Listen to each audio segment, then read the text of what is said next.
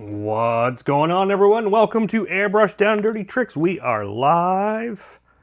I think we got audio. I lost you for a second there. I think we should be good now. How we all doing? Welcome to Thursday night's Airbrush Down Dirty Tricks. Big Mountain Customs. What's happening? Shop's been spinning out. Oh yeah, getting colder here too. Yep, Brian, I hit the wrong button. Amos Mendez. Raya Shea, Brian Moore, Robert Meanin, Todd. What's going on, everyone? Welcome to the show. Welcome to Thursday night's Airbrush Down Dirty Tricks. We are ready for some Halloween fun. Sorry about this weekend. I really wanted to get to it this weekend after Thursday night, but just didn't happen. And then started out a busy week trying to get some stuff done and chasing a couple of jobs that I'm working on and waiting for customer feedback. And I guess everyone's busy because waiting on stuff sitting on the bench and I'm not getting feedback from a few guys, so they just get put aside and move other stuff in the way. So where you go, Jonathan Parks, looking forward to the broadcast. Cool, man. Thanks for popping in. Michael Cohen, what's going on? Cool, we got some people in. Make sure you like and subscribe, all that fun stuff. Share the feed, let people know we're on. And get some more people over here, get things rocking and rolling. Did you get your boat?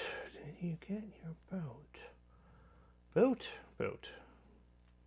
I wasn't buying a boat. Clarify the question, Mike.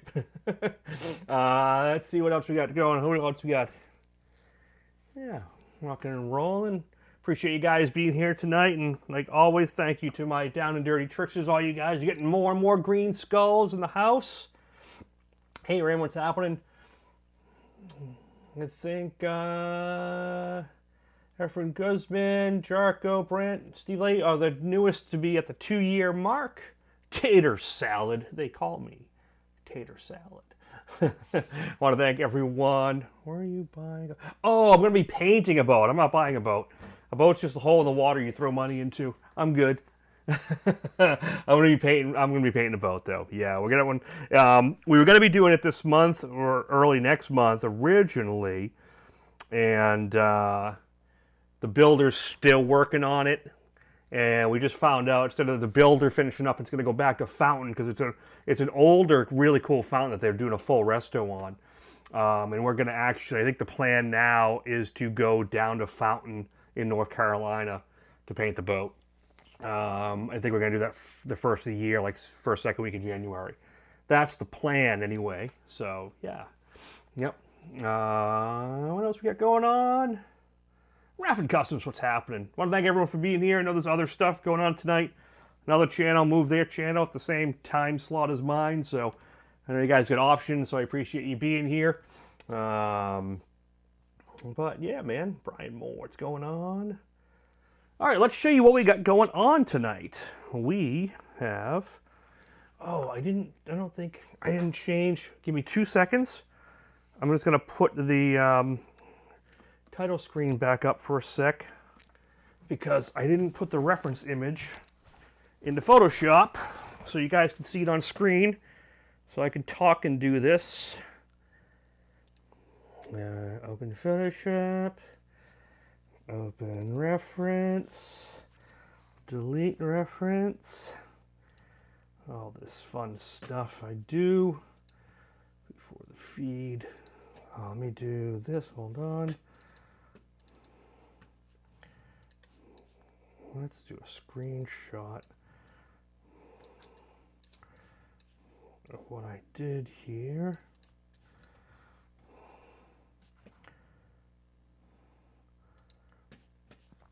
Too bad I can't show this on screen. I don't have this hooked up, or I would.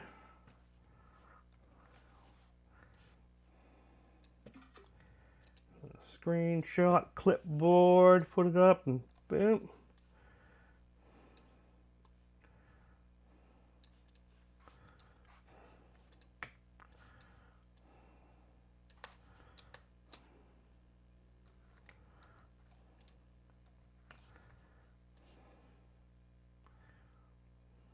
Steve Leahy's in the house.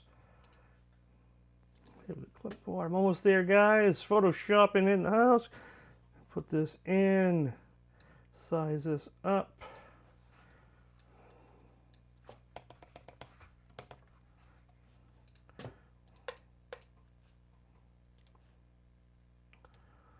And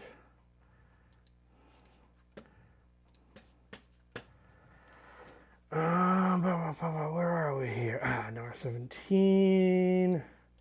Just gotta move this stuff into the media pool. Steve Leahy knows what I'm trying to do right about now. Export.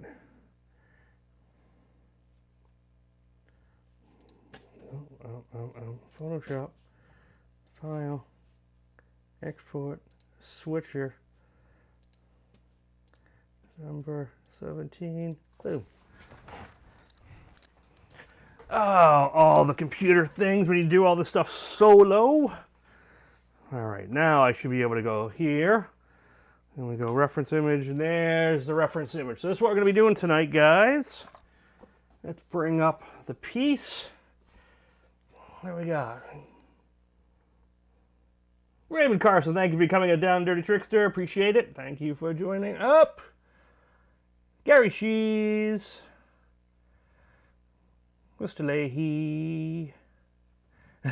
What could go exactly? What could go wrong? What could go wrong? All right, so this is what we got going on. This is from the sketch I did. If you look at the reference image up on the screen, so that's the refined sketch. So if we go to the main title here, so if you look, that's the first rough sketch I did last week, and then I refined it to the sketch, if you look at these two on the right, and then I vectored it. I wasn't sure if I was going to vector it, so I prepared for both. So we got put on paper. Raymond,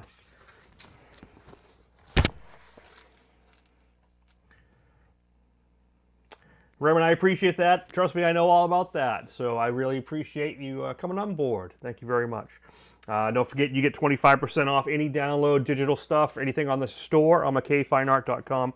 And then you'll get up on the members list. I know Morbius, Jeff Z's, Ian, all new Bowers Airbrush. Those are all some of the most recent ones. So thank you all for popping in. And where is the store? That's the store, mckfineart.com, and you will get the link.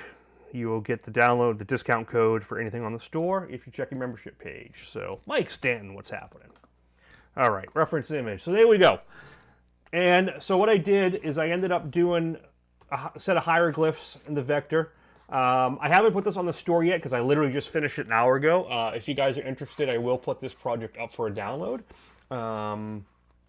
So keep an eye on mckfineart.com and the store, and we'll get this up. Oh, the old Airbrush action days. Thank you, man. Yeah. Actually, I just found my disc. I have a disc of every issue of Airbrush Action that they put out. It was a diamond collection. And I found all my articles, all the PDFs for my articles. So I'm going to put those up on the website. So if anyone wants to revisit them, they're going to be up there. I am going to be redoing my plotter mastery program. That's one thing we're definitely going to be doing at some point, because that was a good DVD and they're completely gone now, so I'm going to be redoing them here. I just haven't done that yet. It's a dumb question. How do you join? Oh yeah, so if you're on your phone, it's a little hard. If you're on a computer, there's, you know, when you hit the subscribe button, there's one next to it says join. Join will do it. And to make it, to make it easier, if you want, I have here, if I could find, there we go. Now my discount code isn't working. I had a QR code for it. I don't know where that is, but I must have missed it. Okay, sorry about that. But yeah, if you just hit the join, it's a $3 membership to support the channel. Mike Manning, thank you, sir. Appreciate that. Thank you very much. So let me get back to this. So what I did is I did a full vector workup of the hieroglyphs, and I did a full sheet, so it's a whole panel. So I can put that as a separate download along with the whole design like this, because the vector is the it's this whole image together. It's the hieroglyph separate from the mummy, and then obviously the mummy just separate. So we got it all here. So what do we got for a panel here? We have, oh, and other key thing, and this is what I do with all my projects. So if you're designing stuff, you know, I've always done the, let's see here. Did I get this right? What did I do with it? Don't know. I had a way to do this and I can't remember. Oh, there we go. So what I do with all my projects, whenever I do a vector or hand drawn, so this is the printout scale of the drawing. When I vector it, using Adobe Illustrator is what I use, but you can use any sign program software or anything like that.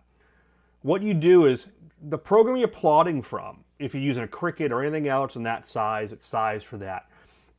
Make sure, you know, you're plotting the same size that it is on screen, because you can like plot at 50% or 120% or whatever. So if you 100% plot or cut, what you do is you go to print and make sure you print at 100% size with no cropping.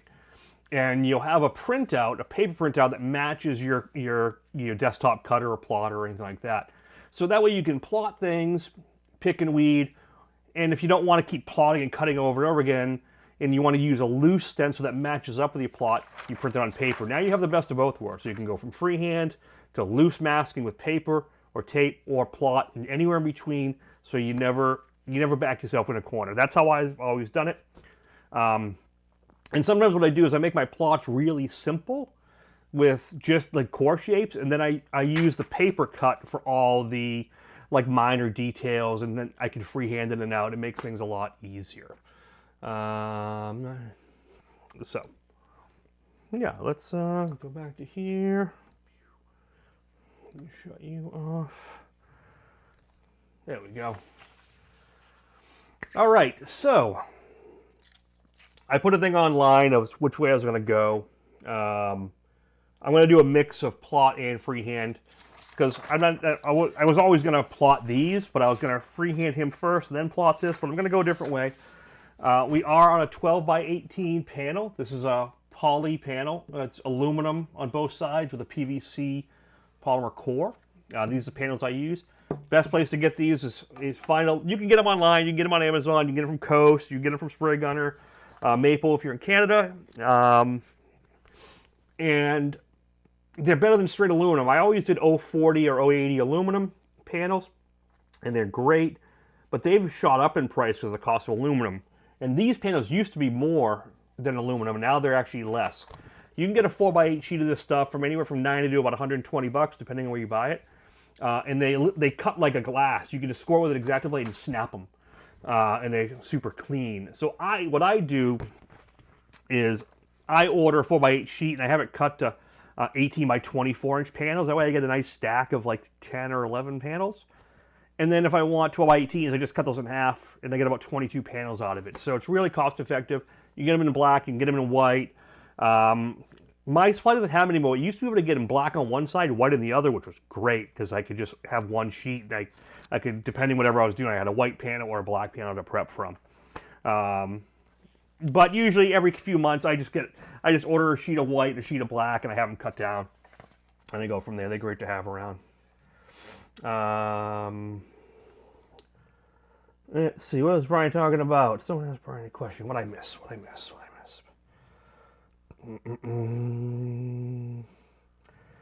Is it bad that I still have all the Oh, Raymond, no, I still got all the magazines too.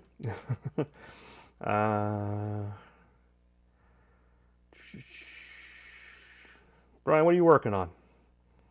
I have to see what you're working on. I might have missed it. Sorry about that. Okay, so we have our panel. I'm going to zoom out here. Let's go to the top cam. Ooh, that's a little dark, isn't it?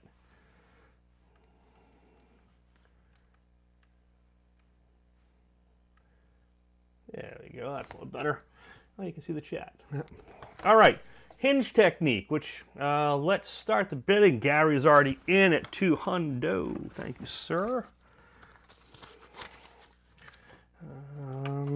Let's go over here.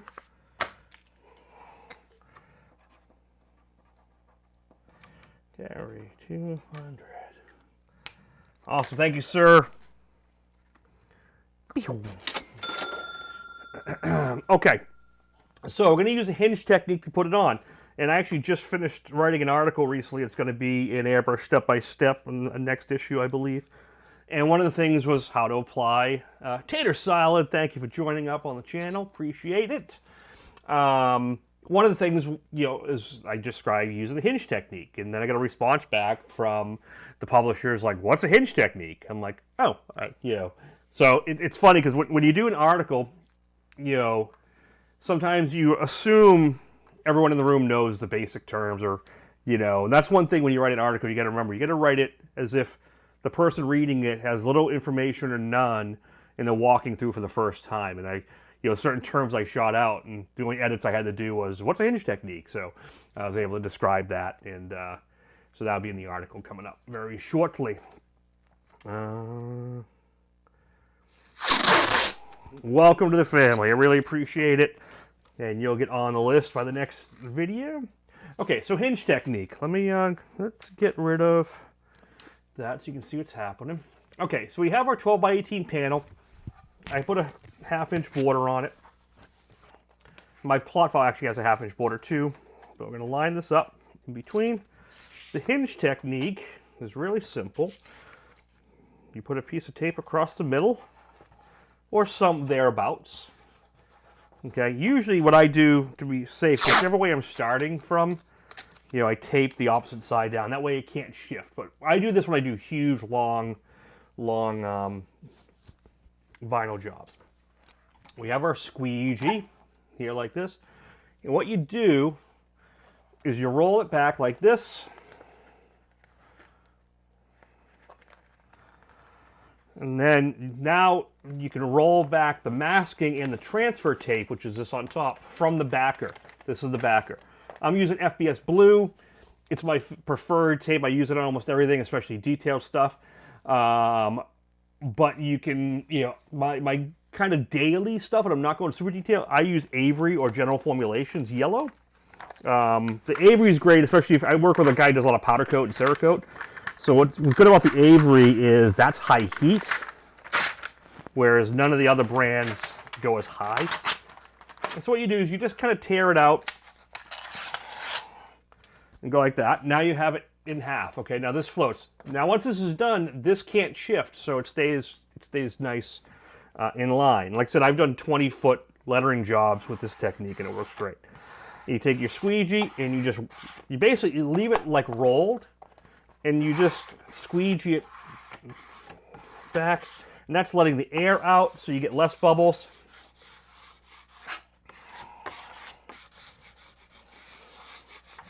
Like that. And this is the most important part. And I've messed this up myself. Don't forget to pull the hinge, because I've done this where I put that side down, then I roll this side back and tear it out. And now now the backer is stuck, okay? So once you lay that one side down, your next step is to pull the hinge, okay? Definitely pull the hinge. And now it's free, okay? I should do a video of what happens when you don't do it, just so it's kind of there to refer to, but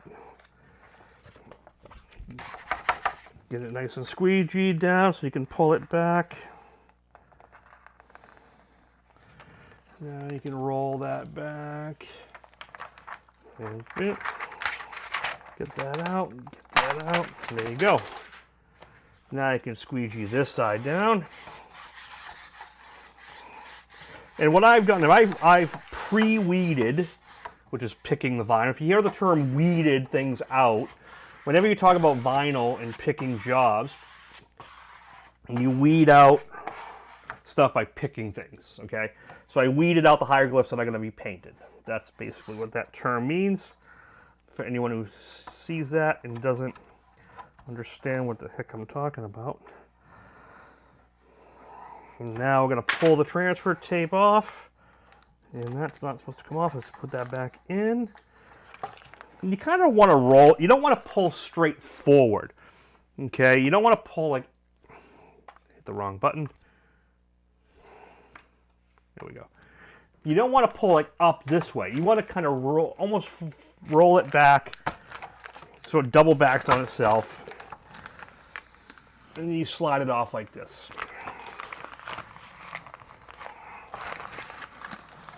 And if you do it that way, when you see stuff, it's easier. If something does pull out or pull up, you can kind of put it back. Are you going to make it like the Joker panel where you only see it? No, that would be cool. I'm going to do it more of like a glow, but what you're talking about would have been a nice way to do it too. I don't have that paint mixed up, but that would have been cool. That would have been really cool, actually. What he's talking about, what Mike Stanton's talking about is when he did the Joker gesture panel, I used a chameleon in here paint, so it color shifts only when the light hits it. I didn't pick these little guys out, so I'm going to do that.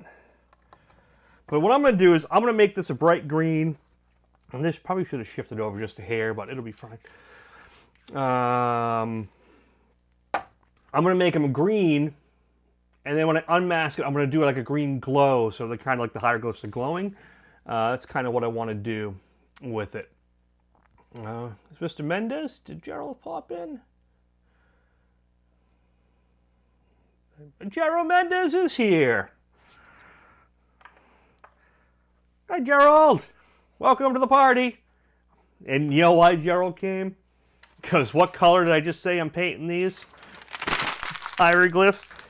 Green. Oh, you're going to notice something new tonight. You're not going to hear the compressor kick on and off. Because what I finally did, and I had it recertified, is I dragged my CO2 tank out, my 20-pound CO2 tank, which I got from Coast like 20 years ago. So I had it recertified to make sure it was still good. So it's a nice pro tip. I'm not going to use candy on this one, I don't think. No, I might use some eventually, but right now I'm not. Yeah, we'll see. So I went to the CO2 tank. So a 20-pound CO2 tank with a nice regulator. So I can come right to that brush, super clean. There'll be no compressor noise in the background, which will be nice. So yeah, and I can actually go higher because I can actually go up to like 60 if I want, which I don't really need to. Okay, let's break out. What am I going to break out here? Let's break out my Takumi Eclipse. Is this piece available for download? It is not yet, because I just finished it up, but I am going to put it up in the next day or two. Yeah. I do plan on doing it, I just haven't done that yet. Alright, so we're going to go here. I am going to take this Limelight Green. This is going to be really simple.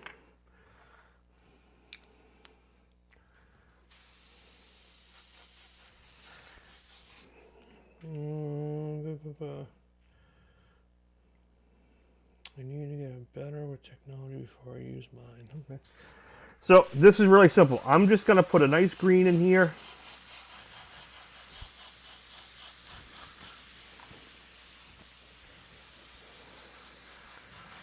Already masked off. And here's the thing. I'm not flooding this. Actually, you know what I'm going to do too, because these eyes are going to be green.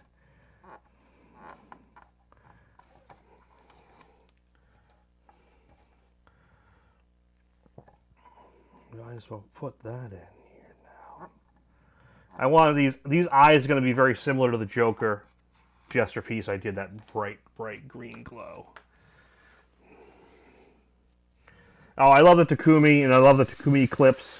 I'm a big fan of the eclipse in general. That Takumi is really just nice for smaller form factor. Notice what I'm doing here. I'm not flooding the paint like crazy, and I'm not doing a heavy buildup on the edge. And I'm kind of working in that core highlight region, so it's bright. See how it blends out? This does two things. A, it's less paint. B, you get a lot less buildup on your edge. So for you guys who clear your own stuff, you'll get a nicer, you won't get as heavy as a paint edge.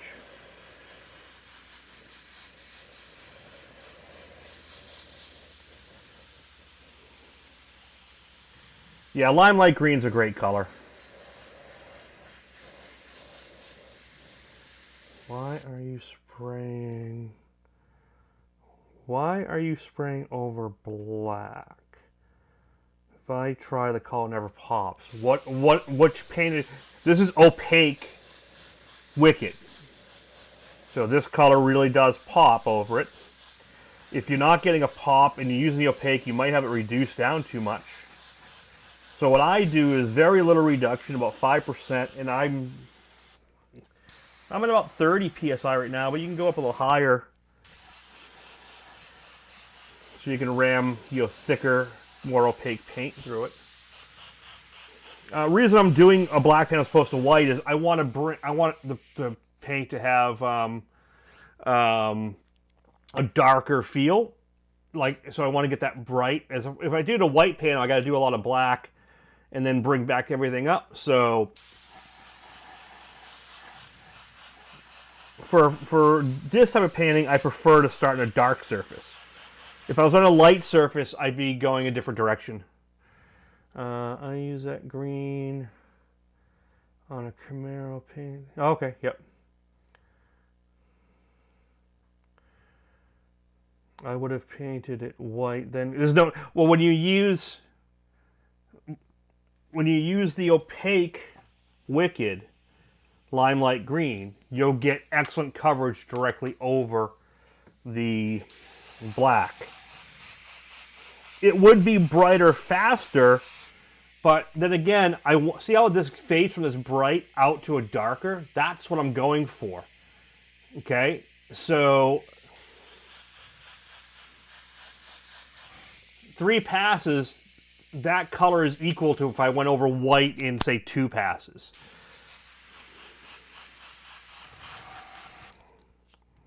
Like I said, I'm only at maybe a 5% reduction, very little.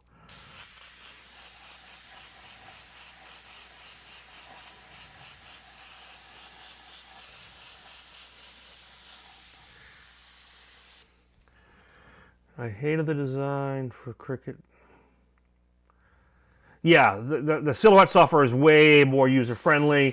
Cricut is like a lockdown home crafter software. They really want to lock you into their system, is what they're really doing. So I just never really liked it. So what I'm going to do now is I got the opaque yellow. So I'm going to pour the opaque yellow in here.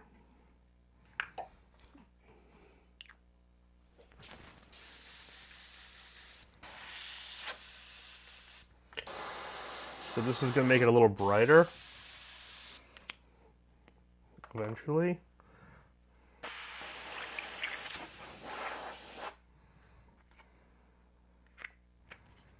Maybe I'll put a dab of white in.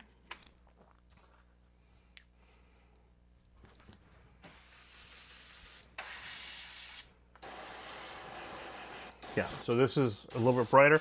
So now I'm going to hit these centers and just kind of get them a little brighter right now, but not pure white. Okay. And same thing. I'm just gonna go right up the center like this. Maybe I will mix some candy up because I want these to kind of glow from the center of the hieroglyph.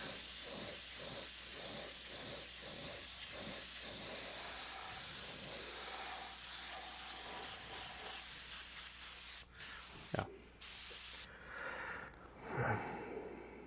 So look, like Cameos and like Adobe Illustrator, any vector software really are very light taxing on a computer. You can run them with almost anything. Computer, laptop, it doesn't matter. If you travel a lot, get a laptop. If you don't ever travel, I use a desktop. I'm on a Mac, but I have PCs as well. Let's get some texture here. The little Gerald Mendez texture effects.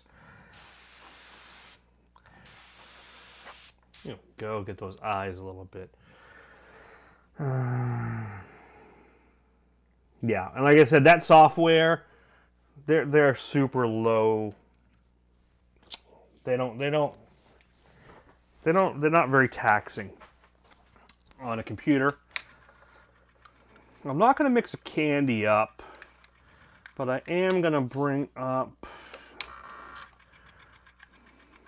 where is that frog juice? I love that frog juice sometimes instead of a candy. Might be out of it. That's Wicked Apple Green. Get some frog juice. This will be instead of my candy. This is a great color. It's, the Berlin. Frog juice almost acts like a candy green without mixing up a candy. So I'm going to use that.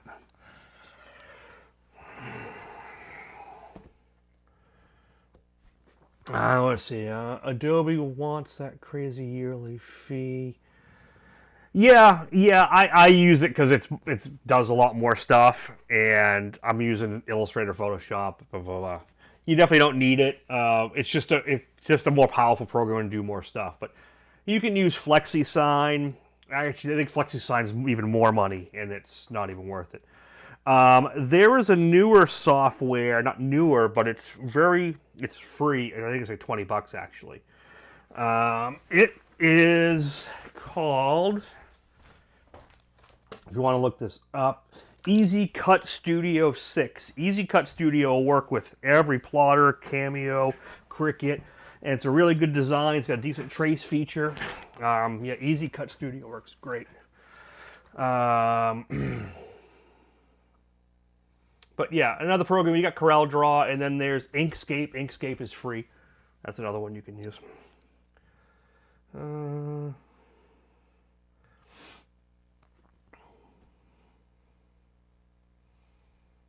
Oh yeah, Steve's not coming to SEMA. Your daughter's wedding is more important than SEMA. Just saying, I think it is. I think we'll let that slide. Yeah, Inkscape and GIMP. So GIMP is like Photoshop, Inkscape is like Illustrator, and they work the same. They're all based off Adobe, really. And then, Adobe is getting a little out of hand with their pricing and the way things are, but it's very stable and does a lot of stuff. You're welcome. Okay, so I got these guys done. So I'm going to pull this whole background off now. If I really want to get crazy, I could go, you know what? Let's get crazy. I want to give it like a little bit of inner drop shadow.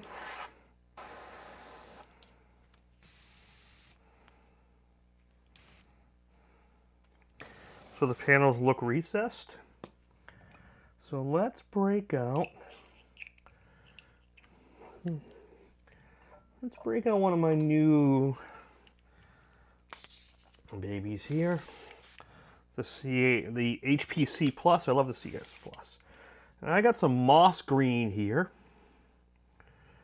So I'm going to put a little moss green.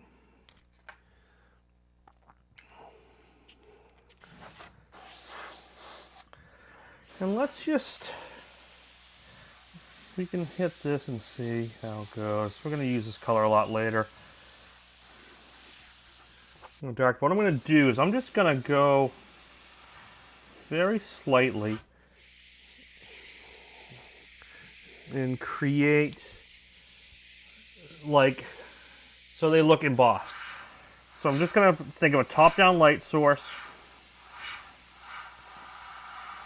and go down to each one of these and just give them a little inner drop shadow. Nothing too crazy, just enough to suggest a little something.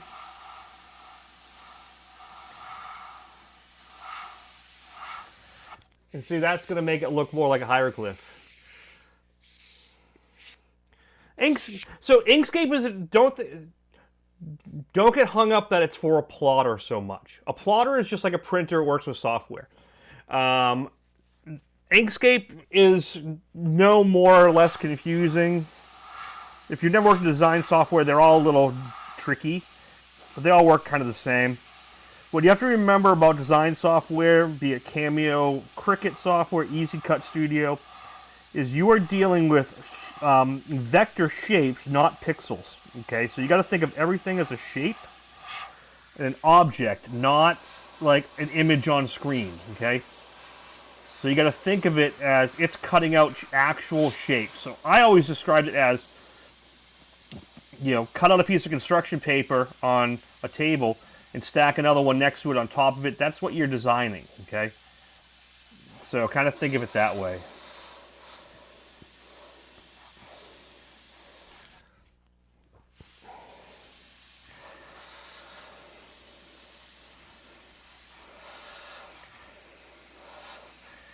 I'm just really going quick here.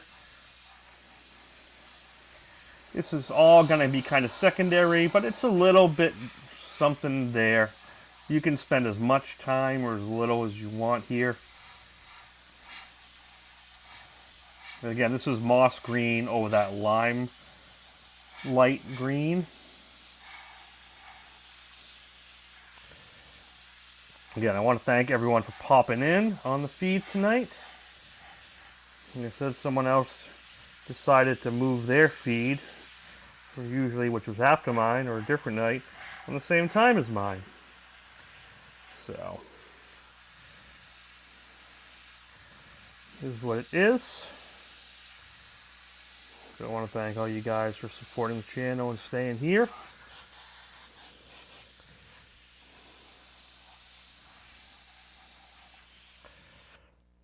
Let's see. What do you... I have no idea what they say. I just found something cool online.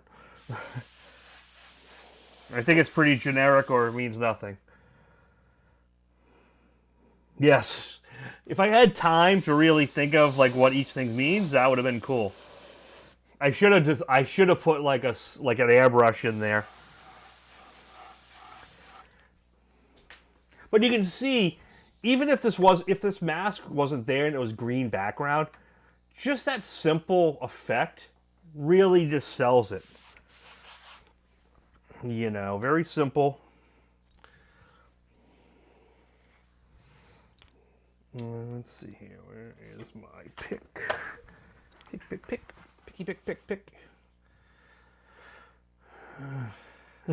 No, it's great.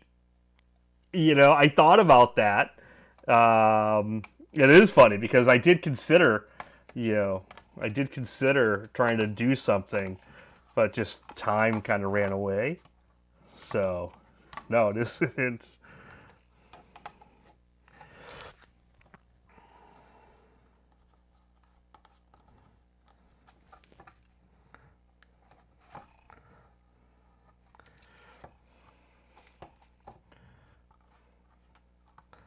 So I'll try to get this.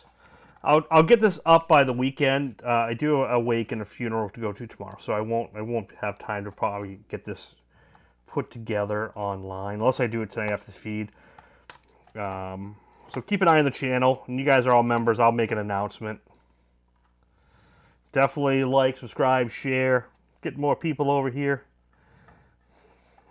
to check out the video. It'd be great.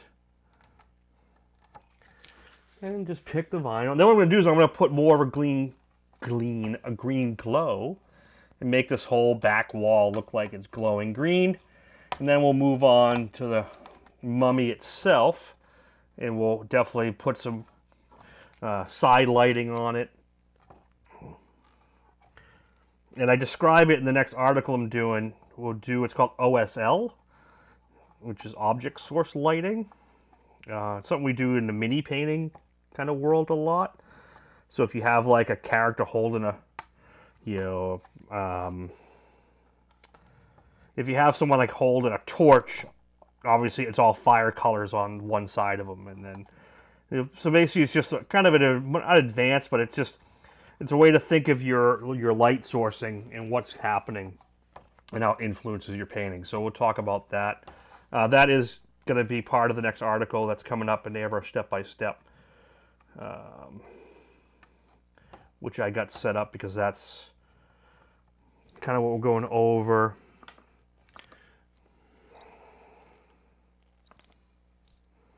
When we do the Airbrush Days over in Europe next month.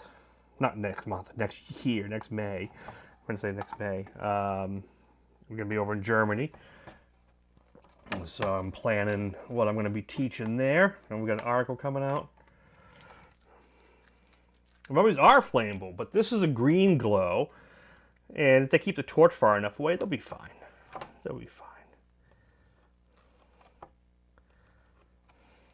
But yeah.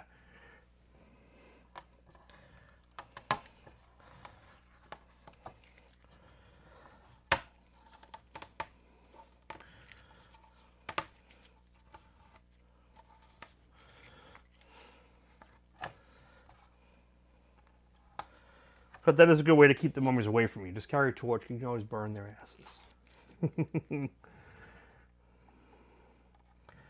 But so this way, now I'll have the green kind of background glow.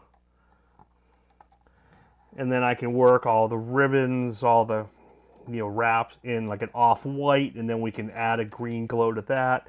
And it all kind of stays in that kind of warm green glow family, which would be kind of cool.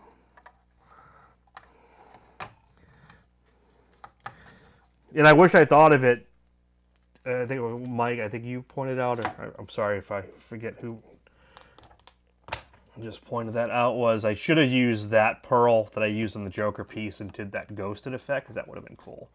But we've done that before, so. And that pearl's stupidly expensive, so. And you can't get it anymore. It's illegal to actually get that pearl. You can own it, you just can't buy it anymore. That particular one.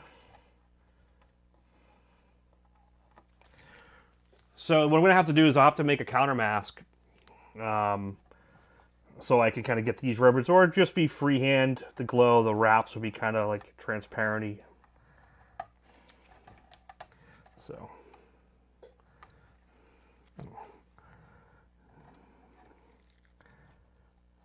Almost there. Couple more things to pull. The worst thing about doing these things, all this in and out, is when you go to clear it down the road, you realize you've put 3 coats of clear on it and you missed a piece of mask and it's underneath the coats of clear. That happens from time to time. So I usually try to go back through. Yep, there's one there. Check everything. Another one there. This one here. Go through and give it a double check. Another one here. Here.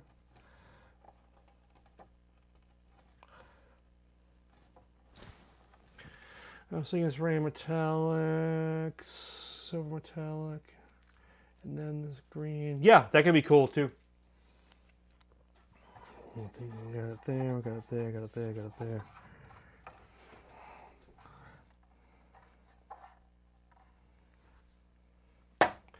Cool.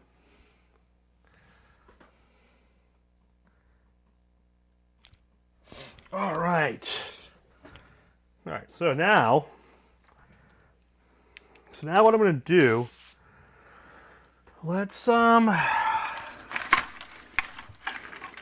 grab another one of Gerald's textures here. And I'm just going to do a light treatment. Move it around so it's not just color. Okay, so just so there's a little texture onto everything. And going over everything's fine, because remember, it's all the same surface that's been etched, basically. So make sure we get coverage on everything. We can even do a little, let's do a little old school stonework. Oh my god, I left this on the whole time. Are you going to give some texture effects on the back wall? Yes, I just did. Good time. Yeah.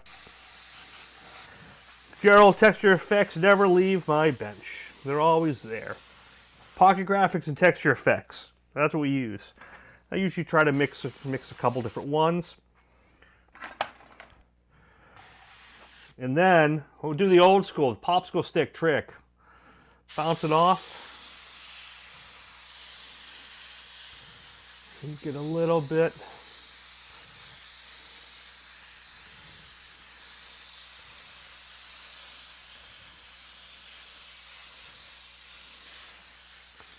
Little bit of extra texture there. And I found another piece of mask. Let's get you out. There we go. Let's see if we can, if that shows a little better. Let's zoom in on this guy. Yeah, so basically I'm just taking, oh my god, my camera is set up wrong so you can see that. Yeah, clothespin, if any hard edge, anything with a hard edge, you can bounce it off, you'll get this effect. The closer you are to the edge, the better the effect, okay? So, if I'm really close, I'll get a very fine stipple. If I'm far away, you'll get a bigger stipple. You know. And let's go in with that. We'll go with the dark, and we'll hit some of that too.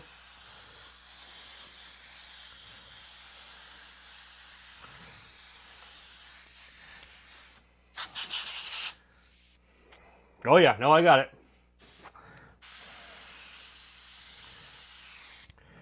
And then what we're going to do,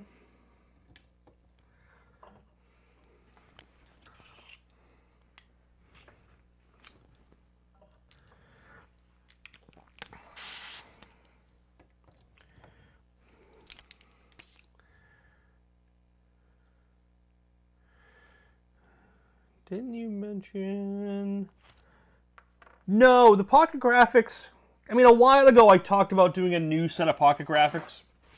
The set that's out now is a different set than the original. It's got a couple similarities, but it is newer. The original one had the goo bubbles and a bunch of other stuff and bullet holes, which aren't in the newer set. I thought about doing some other ones, and the stencil market's just so kind of weak right now, and there's just a million people doing it, so I just really haven't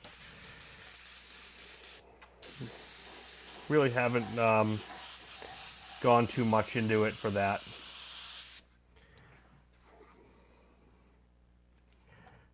Oh, I forgot. There's a little thing. There was something there, and here that had to come out.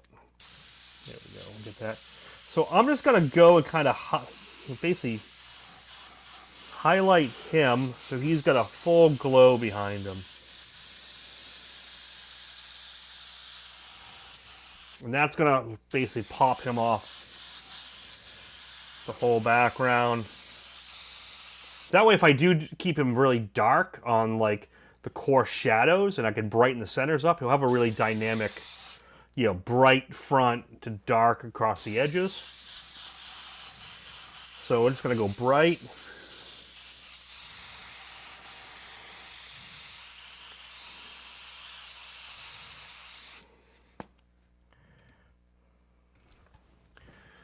Do you have a big...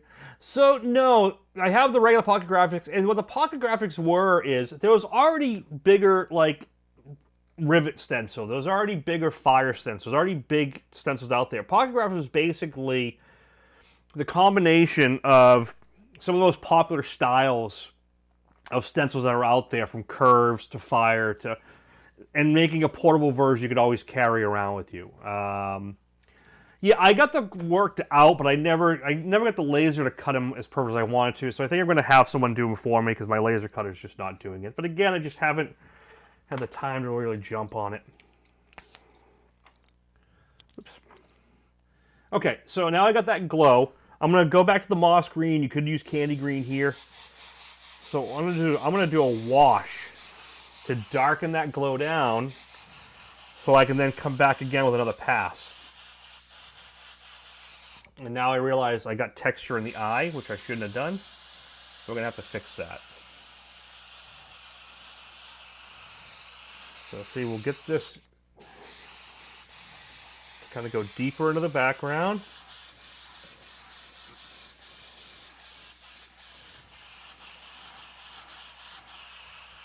Yeah. You need bigger pockets. All right. Yeah, we'll go.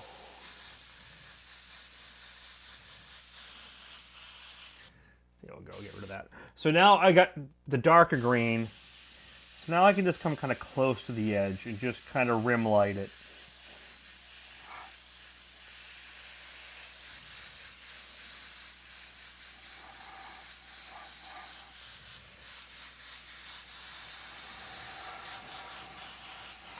And the other thing, painting, I got to get my Watasima painting done, and I have not. I got it designed, I just haven't painted it yet, and I got to get that done in the next week or so. So, lots going on.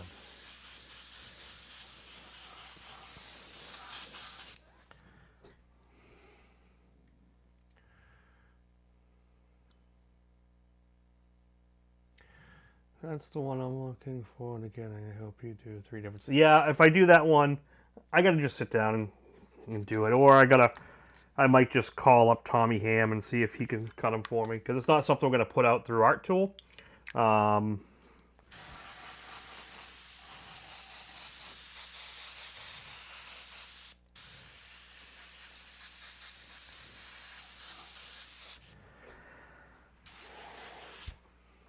Cool. So that's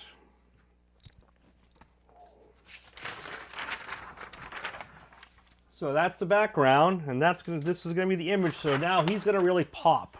Okay. So I probably should have done this for you guys because it's going to be really hard for you all to see the cuts. I should have done it at the beginning, but I didn't. So. Enjoyed watching Gerald's live videos and using Candy 2 on the light. Yeah, I love using the Candy 2. I was using a ton of it. Thanks, Morbius. Appreciate it. Yeah, so if I wanted a popper, and I might use it, because I'm not going to finish this painting tonight. I'm going to bring this into Monday, for sure, to finish, because I don't want to wait till next Thursday for this one, because I want to get at least another painting before Halloween in that series. You know, it's either that or I'm going to take my SEMA painting and I'm going to do it here with you guys. So I'm just using some charcoal.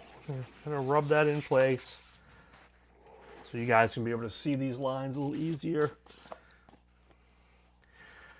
I know. Thanks, Gerald. No pressure. I did my Battle of the Boards one first that I was doing for Indasa, which I still haven't heard back. I didn't know when I signed up for that they all the panels might not be going to SEMA. Only the ones they choose to, so I'm even waiting to see if that panel's even going to go to SEMA now.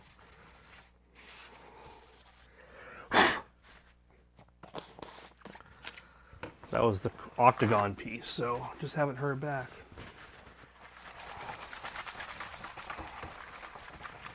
Gerald, have you started your piece?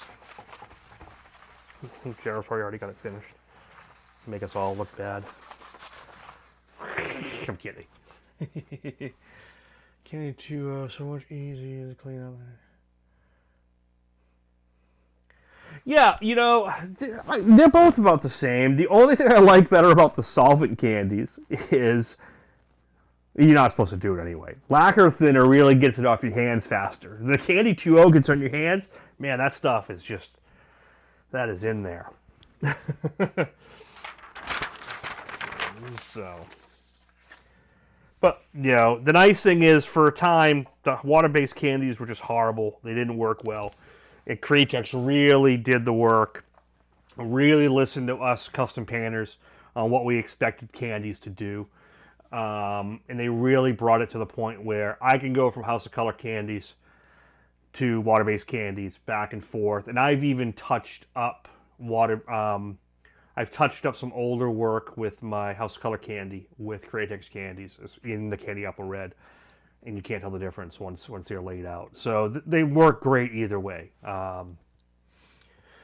Yes, I started my panel already, but still a long way to go. I have to see it. Is it going to be the? Are you doing is the lion piece for that or no? No, that's not, because you're doing a ground. Okay. Yeah. So. All right, so let's look at this. Let's look at what we got here. We're going to switch out. So I'm going to switch out to white, but realistically, I'm not going to use pure white because I don't want to. I'm going to mix my green and the white together that I'm going to kind of start with. And where's my 4021?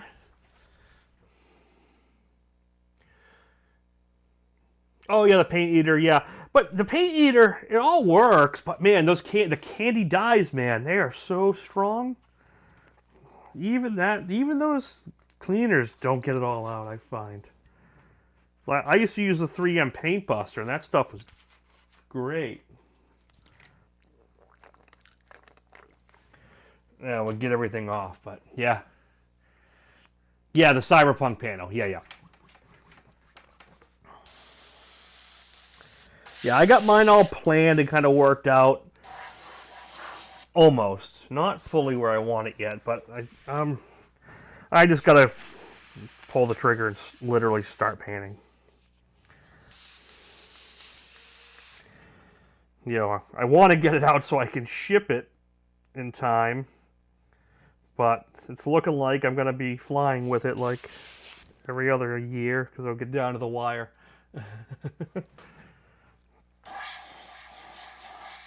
Okay, so, all right, so I mix my white with some of the green, so I can have that. Let's see how we're looking.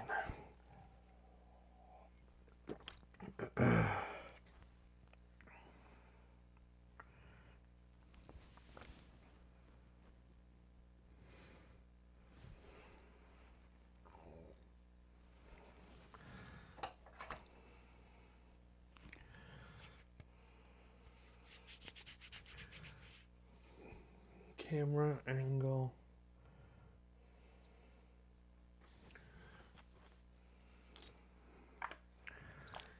There we go. Let's go here. Let me zoom this back out. Okay, so if you download this when I put it up and you paint it, what you got to look for is we're going to be working from top down because we're working from the brightest areas. So we got to start looking at different things. And there's a lot of crisscrossing, so there's going to be a lot of freehand. There's going to be a lot of, you know, we're really going to be working all these wraps, and there's a lot of them, okay? So I'm going to focus on the wraps, like the biggest ones, the kind of highest ones, to build some structure. The wraps, the teeth, and obviously the hands. And I'm going to work this area separate, okay? Like, not separate, just not, I'm not going to, like, be as structured. Oh, yeah, no, you got to wear the gloves, especially with those dyes. And honestly, with the candies, the house color stuff, too, it's really, you know, we got to get better at doing it all the time. So we're going to work foreground to background. So I'm going to focus on the hand first. Does this look in focus to you guys? I got to see. Let me just kind of zoom in here. Oh, there we go. I want to make, yeah, that's better. I think it was a little off. Okay, so we're gonna work foreground to background. So the foreground biggest is the fingers. Okay, so we're gonna get those going first. So I'm just gonna kind of keep this off to the side so I can see what I'm looking at. What's with the camera target? Oh, when I go to camera 2, which is my side camera, it's fine right now, but I didn't change the settings. So when I try to mess with like setting like this, it's showing on screen, and it usually doesn't. But I put the wrong preset on, so. And it goes away after a few, like it goes away after like a minute. But if I don't touch the camera, it'll go away. If I touch the camera, it stays. So I'll just switch back to that camera. Yeah. I can't get it all right all the time. Okay, so let's pull some of these wraps first. So what I'm going to do is I'm going to pull a bunch of the wraps like where the thumb is. So that's what the wraps are above basically the skin of the hand, right? Okay, so see where that thumb is. I'm going to hit these first. And this is just light registration.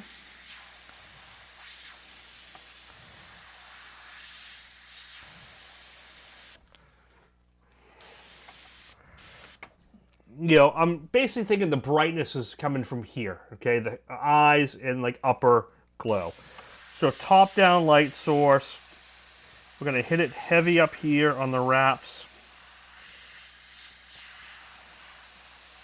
Let the overspray work its way back.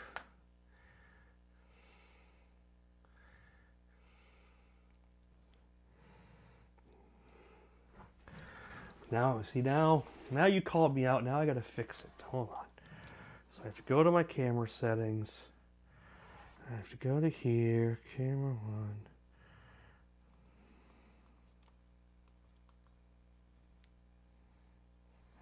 Does it still? No, that's still showing.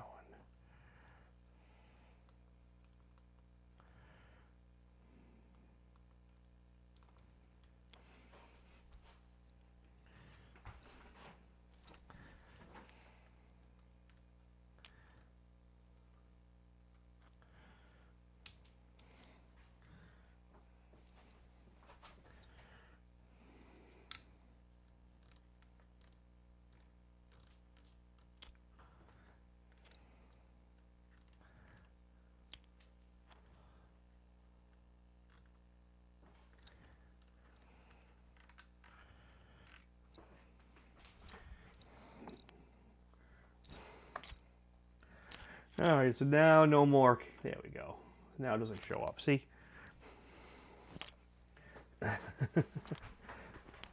All right. And then the other thing, if you want to make all of them look like fabric, you can take a tack cloth like this. And after you do the initial highlight, go in. And now if you look really close, you can actually see the like a fabric-y texture. So you can do that. We'll go through and do some of that. Yeah, the spaceship one is cool.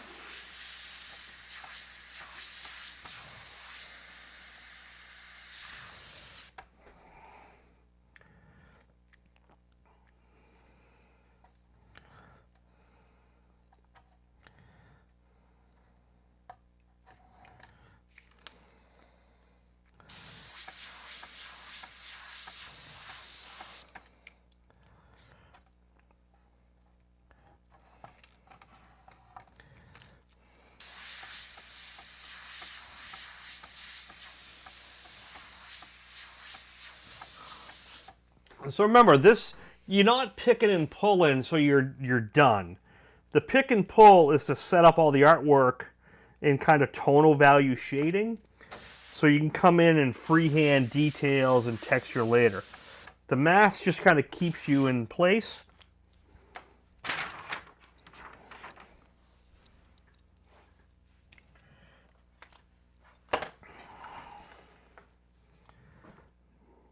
So check it out. We'll get to the thumb right now. So I got this whole wrap done, okay? These are the wraps. They're kind of done. Where they are.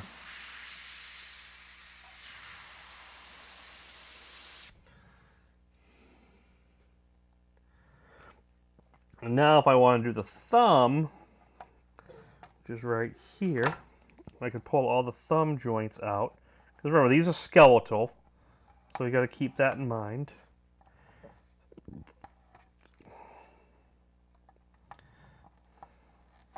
Or maybe not skeletal, but...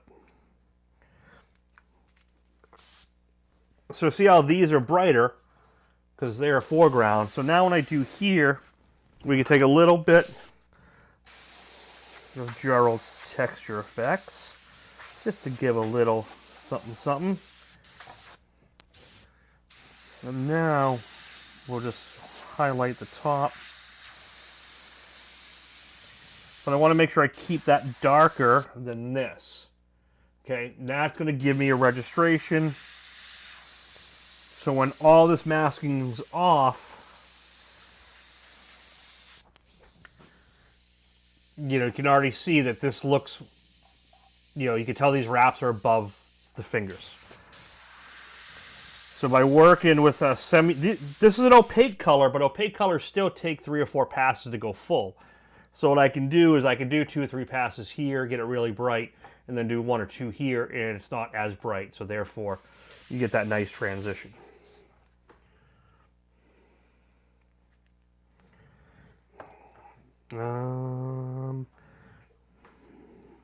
Let's get all these wraps. I want to get these wraps done before the fingertips are done. So I'm just going to keep pulling a bunch of these off.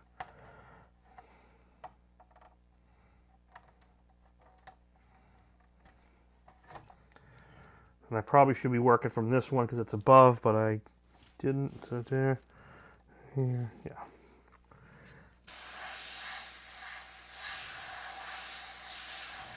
So remember, core, highlights. I'm not just painting the whole area white. Maybe not skeletal, definitely. Yeah, exactly. Bleak, maybe we'll get some bone in there on a few of them.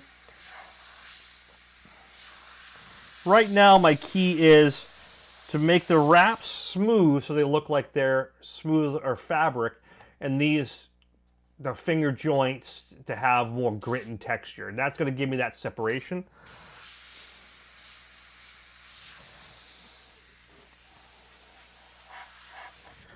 And like I said, I can keep coming in when I do these. And I could take just a tack rag or cheesecloth if you got it. I like tack rags because they're sticky and they don't move around as much.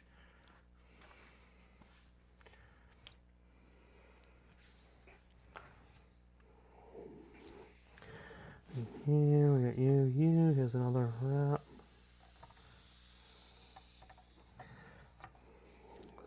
There.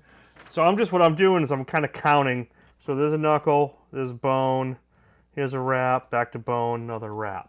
So boom, boom, boom. And this is going to be outside the border that I had taped, so I just got to trim that out by hand.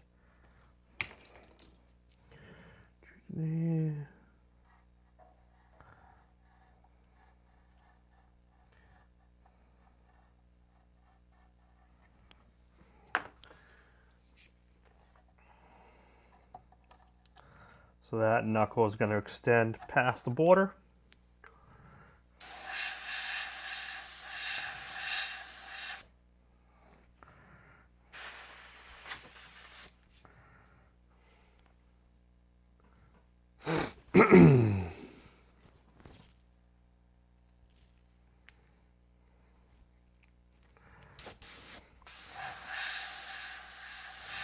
So again, see how I'm working? I'm putting that core highlight right there and then letting the overspray work back.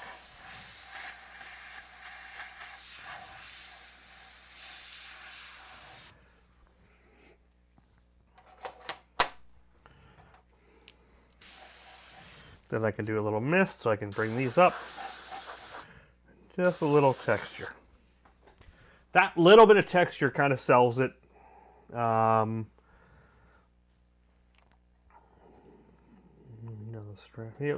me do the top digits, then the bottom digits, then we'll get the palm wraps done.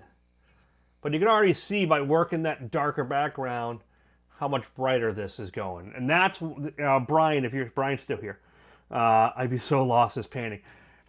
Brian, what you got to do is you got to take it a section at a time, okay? So we're focusing on the foreground, okay? So now everything that's above. And this is why black panel is actually easier once you understand how to paint the light source. But because I'm doing the core highlights or the core shadows, I can get this dynamic done. And this is almost done as it is. Like, you could do a black and white painting and you're already done. Yeah, so Brian, what I did, if you look back, when you rewatch the video, the green I had in this brush, I just, whatever was left in the bottom, I just added white to it. So now it's not pure white. So it's kind of it's a very pale, like, it's almost a minty color when you look at it. But it's going to appear white-ish when you're looking at it. But what that gives me the ability to bring the whiteness up. Remember I said I never use full black and never use full white? Maybe for the very final highlight of the darkest shadows. That's the key, is not using these almost ever until you need the very last second. And that gives you more control over your values. What a lot of you guys who are starting out airbrushing, and I think Gerald might attest to this too, before you start getting into full crazy color and color theory and everything else, which is really important, really work in value shading. Black and grays. Doesn't have to be black and grays, it could be blues and whites, it could be tone on tone. Do value shading from your brightest white to your darkest black, but don't even use the full black or the full white. You want to stay in the whitest gray tone to the darkest gray tone, and you want to work in there and be able to build a painting with just those, two tones. And say 3 or 4 coats of the white gives you the pure white, and 3 or 4 coats of the black gives you full black. Well, that leaves you is, all those variations in between, and you build up a nice grayscale black and white or two-tone, tone-on-tone painting. Once you master that, that's when it's really easy to start adding colors, or easier, because you have your value shading there. You already have all your volumes done. You're doing a skull, you're doing a portrait of a woman, or you're doing something, you're doing a motorcycle. You get all your value shading in, and you basically create a black and white photo. And then you start working color. And then you can do glazes and fancy things like that. And when you get really understanding value shading and depth in core shadows, core highlights, once you have that really mastered, or just not even mastered, you have a really solid understanding, now color starts getting a lot easier to throw in, because your brain already has the value structure of where everything is, in space, how bright or dark, and it looks three-dimensional. Then you start adding color tone. I find it a lot easier. I did much better as a painter because I was never classically trained in college or school or anything like that. My work became better when I stopped focusing on the crazy colors and everything, and I worried about value shading, and kind of understanding how to make it black and gray. That's going to go a much longer way. Even when I did real fire, my realistic fire got a lot better once I started just working with simple black and white or blue fire or green fire, and I just worked in like a 2 or 3 level tone before I started going purple, red, orange, yellow, white, everywhere in between. There was just more steps, so you had to be more accurate. But I built a better structure. So all you guys starting out airbrushing, what I'm doing now, this is kind of your sweet spot. You want to start getting comfortable here. Another guy I forget who had the video, but it's a very good way of putting it. Shades and fades, okay? You want to worry about shades and fades. So all my fades are transitions from bright to dark. And it's all different shades of color, okay? That's where the airbrush really excels. So if, focus on this skill set. You know, if you look, a lot of digital painters, and I'm not sure if Gerald works this way, but I'm sure he probably has, and we do it with candies all the time. A lot of times we'll paint an entire painting, like a black and white painting. And you see a lot of digital painters will work in a full grayscale, value scale. Steve Gibson's a master at it as well. Work the whole painting until it looks like a perfect black and white photo. And you see in Photoshop or digital painting, they do it a lot. Then you start doing all your color washes on top and glaze coating at your next stage. Now you have a black and gray volume. Now you add all your color tints and glazes to it. And we do this in model painting as well in the tabletop minis. And now you have your value shading, your color, midtones, and everything are done. And then you go in for all your kill shots of detail and color.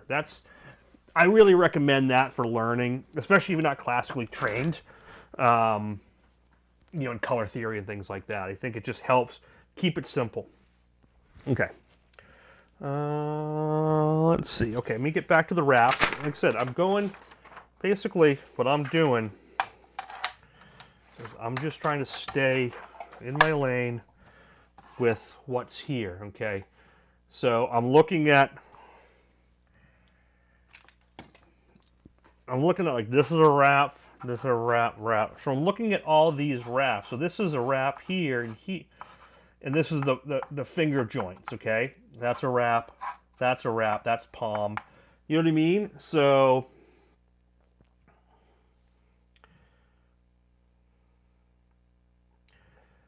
oh yeah, shades and fades, yeah.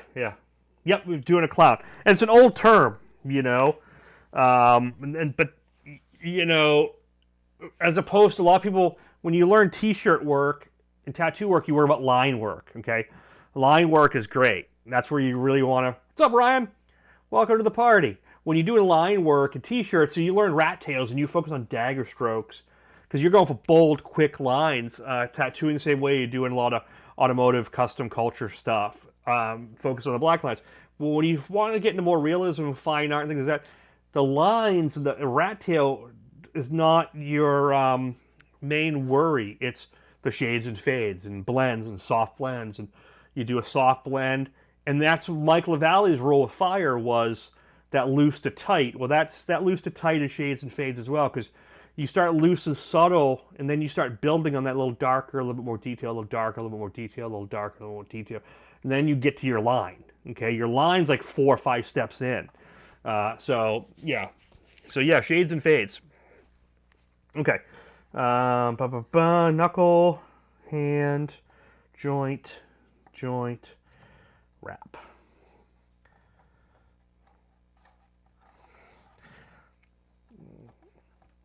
See, Brian, I know you said you get lost in a painting like this. This is why I do it first, because I'm navigating my way through it. So you can follow it. And if you follow the steps, you start to understand what I'm doing and how it's coming together. And this is how I learned. And that then turns into, you start getting more comfortable and you start realizing, oh, he did it like this because he was going for this. Got it, okay? And you do the next step, and you do the next step. And then you start understanding how to put a painting together. I think where a lot of instructors, and even really well-known and good instructors, fail, is they show you step by step how to do it, how to make it work, and you end up with a beautiful painting when you're done. And it's great. It's awesome. But what a lot of times they fail to show you is how do they figure that out? What was the process they used to get there? How did they break a painting down in the first place? Okay, that is where, as you start getting a couple paintings, that's where you want to start to understand, like, you know, oh, I know how he did that technique, and that technique is great, and that step-by-step is great. How did he figure out how to get there? And honestly, what it is, it's repetitive motion. It's doing this same work over and over again. And I swear, man, it happens. You know, you've heard people say the light bulb goes off. Or pops on, I mean. And you go, oh, that's it. And you start to see it in your head how it comes together. I remember when I was doing like tribal blades, motorcycle tribal blades were huge, and some circles still are. And a lot of people do them poorly because they don't understand how light bends to create depth. And I remember I was okay at it, and then I got Photoshop, and I started to look at Photoshop. I drew a shape and then used the contour like feature and move the light around, and you start to see the shape of the blades. You turn the bevel tool on, and you start to see how light moves around a shape. And man, the light bulb went off in my head. I'm like, oh, that's why the light curves like that, and that's why that does that. And there's one of my earlier articles, and I did this was from one of the early getaways. And that's how I got really good at just basic stuff like this, like how to make something look dimensional. And I remember clearly I always kind of guessed at it and just kind of did stuff, and it looked okay, it looked cool. And then one day I understood how the light works and how shading works and refraction and all that. Ooh, I missed something on the background. God damn it. Which was back here. I gotta fix that. Hold on.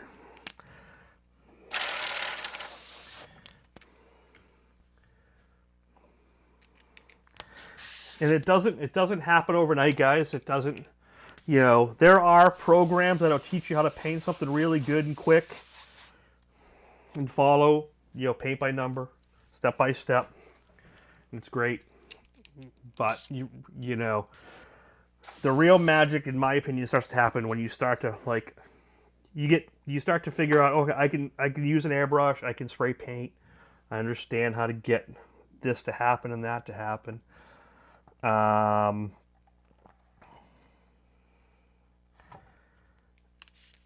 then once you're kind of comfortable there, you start to get this is how I break a painting. This is how I break a piece down. This is how I come up with an idea in the process. You know what I mean? It does. It takes a while, but it does. You'll have that light bulb moment where you can break down a painting in your head, which steps to do in what order. Because all I'm doing here is I'm just working from what I know is on top versus what's on bottom, and using basic core shading and core highlighting to map this painting out. So I think I got all my wraps done. Oh, and the rest is going to be bone and hand. So before I do that, let's get this. Let's tack rag.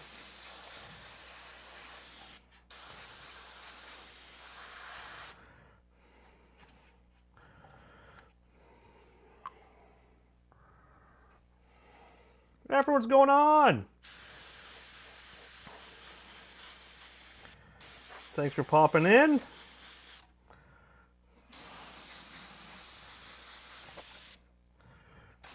Tack rag. So now, if you look really close, if I can get in a little bit more, I don't know if you can see that. Can you see? Yeah, see the texture? You can just see that texture on the wrap.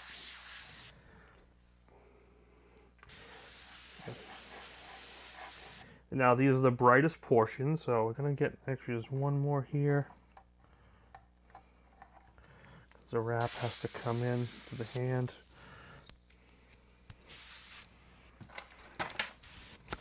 I didn't make the cut. There we go.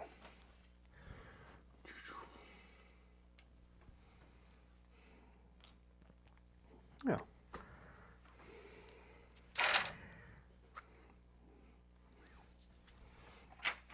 So I think the goal tonight is definitely we'll get this hand done. Then maybe move on to some of the teeth, and that's probably going to be the night. And then Monday, I think we'll do. We'll finish the whole guy up on Monday. But it's a cool piece. It's fun. I don't know if I don't think I've ever painted a mummy. Cheers, guys. All right. Fingers now.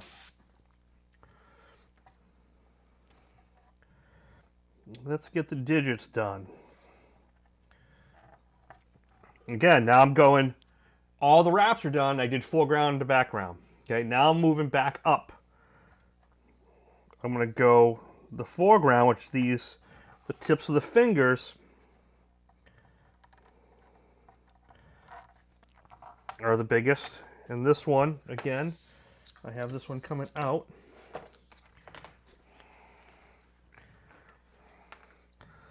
So I'm just going to cut this.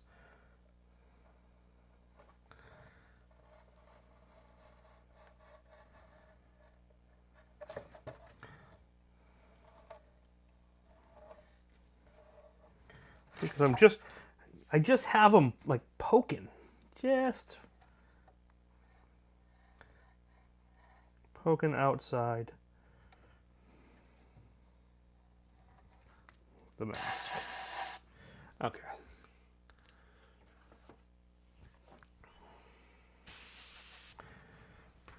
Cool. So now, little texture effects of this type. So I make the kind of bone have a little bit of pit.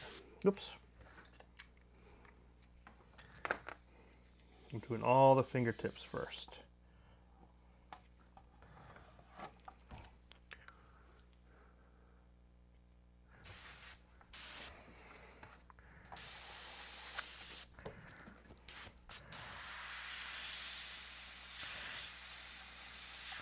And I'm painting the highlights.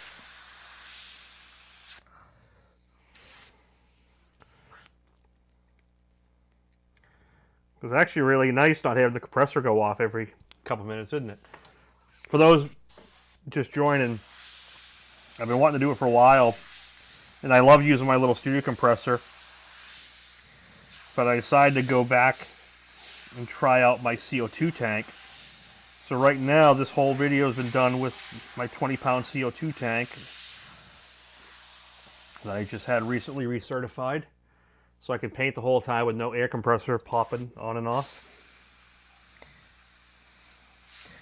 So right now it's just kind of registering the kind of bone texture. So we're going to freehand a lot of it, so it's really just placement at this point. It's really just so I know where all the joints lie. You'll see that one. So that's the whole finger. So now this whole finger can be pulled off. Okay, which if it stays black is okay, and it just has a little highlight on it because the light's coming from the eyes and the foreground just kind of shining down, and it can afford to go and be black to the edge. So now you can really see that whole finger.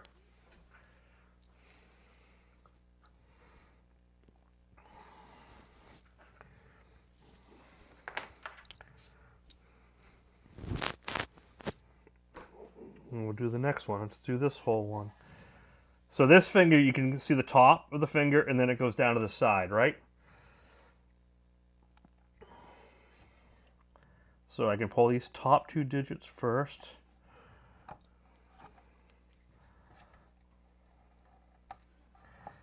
Okay, so it separates the top of the finger joints from the rest of it. So I can come in here like this, a little highlight. Little texture. Where's my little, there we go. Yeah, thanks, Brian. And that's what I'm going for. So what I was talking about earlier was at this point, if I'm looking good here, I've already set myself up for success down the road. Because once this is looking good, just the black and gray, and I'm really just working with white. That's why I love working on black panels or dark colored panels, because, or flipped, you know, because I can just work in that one value structure, and as long as you keep your paint reduced enough where you're not getting too much coverage too fast. I usually do 4 or 5 coats. 4 or 5 coats gets you to full coverage. So that way you have 5 layers or multiple in between to build your grayscale.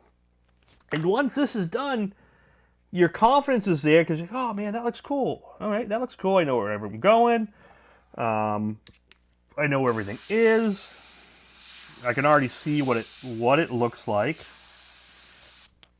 You know what I mean? And from a business standpoint, I want to put my business hat on for a second. This is a great point. Like once you get to this level, you can show your customer. Hey man, this is looking really cool, right? You know, it's not done, it's not very detailed yet, but you like the direction, you like how it's coming out. Customer gets really excited when they see this. They don't even see it done. They're like, oh my God, that looks cool. Keep going, man, keep going. And they get all happy.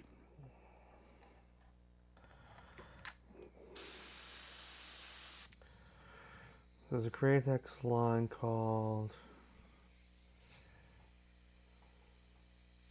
Yeah, so that was Steve Gibson's that was his grayscale, his Air, Oil, and Lead, which was Steve's company name. And what they did is they pre-mixed like 7 or 8 different grays. Oops, before I pull this, I got to get these 2 digits done. Sorry, I'm not going to pull that. And what they did was they basically gave you a whole bunch of grays at full strength. Now, that's one way to work. It's cool. I liked it. I didn't love it because I don't think you need seven grays. I think realistically you can get away with the same effect with 2 grays to maybe 3 tops. So I didn't think you needed all 7, but it's definitely a way to do it. And again, what's masterful about Steve's techniques and his lessons was he used a very dedicated grayscale to then overlay color. And that, again, that's what I'm talking about. Is you're going to build that tone. You're going to build that grayscale tone and texture. That way, all your color, because what Steve would do for colors, and this is how a lot of oil painters work, or a lot of watercolorists use, or fine art painters, a lot of illustrators actually,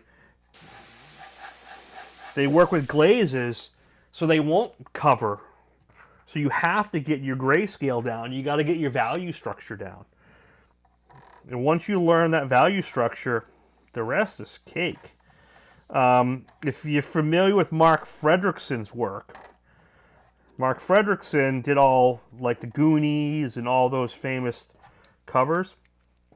When you look at Mark's work, a lot of his stuff was done in pencil first, pencil shaded, charcoal, sketched out.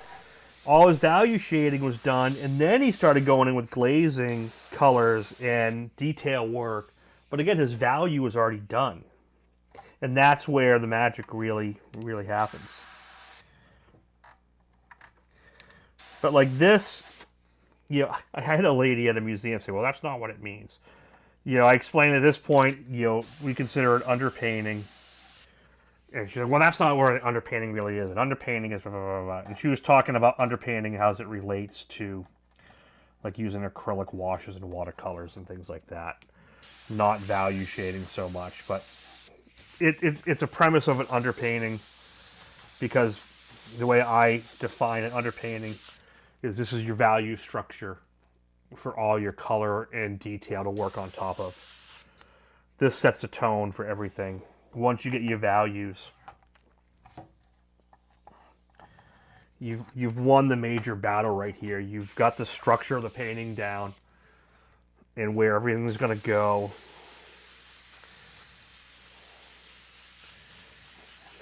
Now I can glaze over this whole thing. And that hand, for all intents and purposes, is pretty done. Like,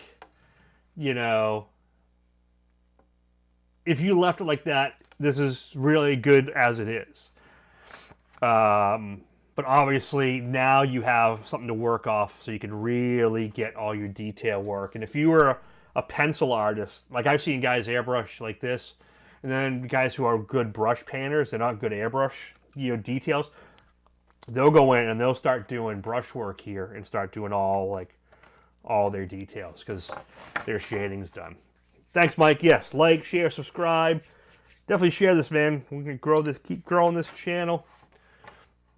And like I said earlier, we got supposedly, I guess now we have competition that wants to come in at Thursday nights at 8 o'clock and never has in the past. And it's a shame too, because I would always turn people onto the channel because they would follow me after.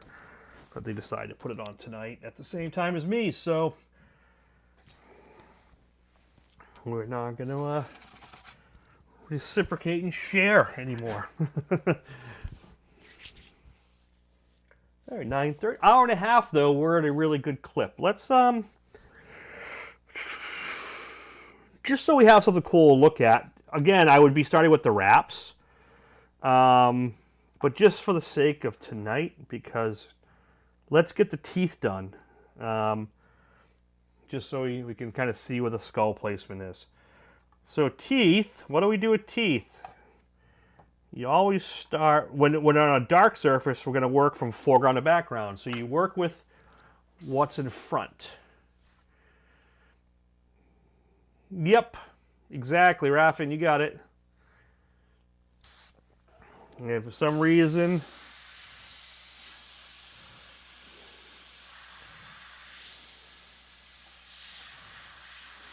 that is what it is.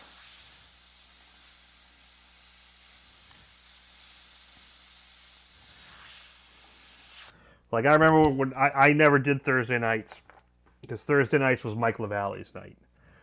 And it wasn't until Mike passed, and it was a while after that before I kind of felt the market out and everyone else if people would accept me going in on those nights. Because that was Mike's open mic night. And then the Thursday night worked out. Yeah, we don't own the nights, you know, obviously. But there's a mutual There's a little mutual respect for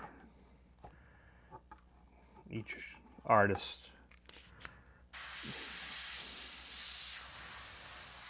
Time. If you're friendly with them.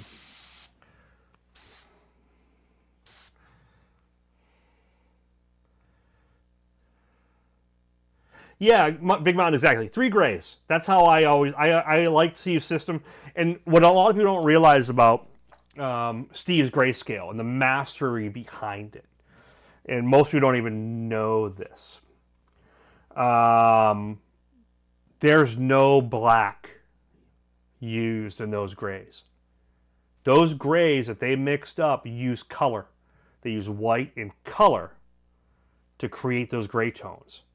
None of those grays are made by adding black to white. And that's why his grays work so good in the House Color and the Createx scalers. They are true grays, true grayscale. A lot of people assume grayscales are just black to white, and they're really not. When you do true grayscale, it's a mix. There's actually color tone. There's a little bit of blue and green and other tones to make a natural gray, and it's a very different gray.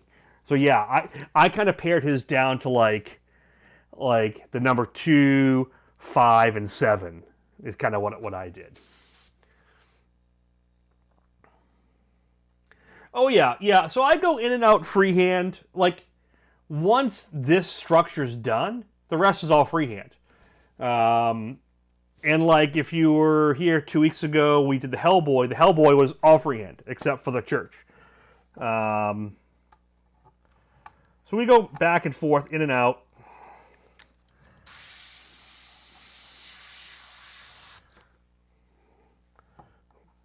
There's a time where freehand is better for the project, and there's a time when masking is better. Like this, I was going to do it all freehand. I took a kind of a poll on my channel members and put a post up to see what they wanted to see.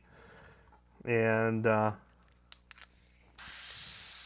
change it up a little bit. The nice thing about this process is if you don't have really good freehand control, masking like this is going to give you a cushion to work inside of that lets you not stress and lets you learn, like, oh, I can freehand within this mask. Because I'm not just spraying masks, like blowing through a stencil and walking away. I'm using it, so if you watch this tooth, I'm painting the freehand core highlight on the center of the tooth. The overspray gets to the edge of the mask and then creates the rounded look of the tooth.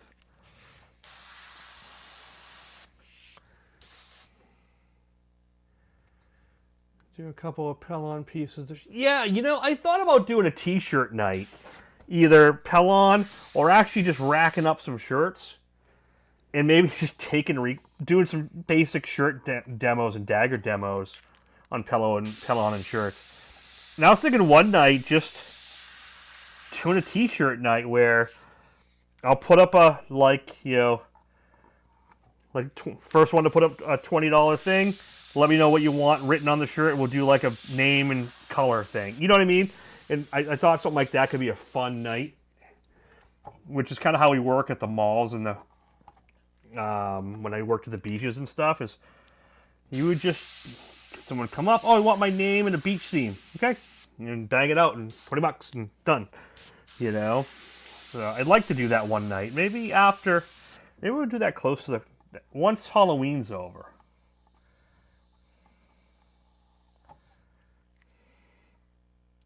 Yeah, you know, learning to work on shirts is probably one of the best ways to learn airbrush control. Almost every successful automotive airbrush artist I know, not all, but a lot of them, cut their chops in the t-shirt days and getting their freehand control down. Michael Cohen, thank you, my friend. Really appreciate that. And don't forget, we do have a bid on this at $200 right now from Gary Shees.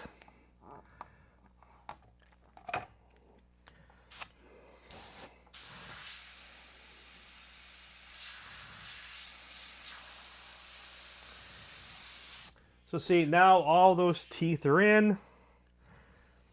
I don't want to work up into the jaw because I want to get these wraps done. So let me do a couple.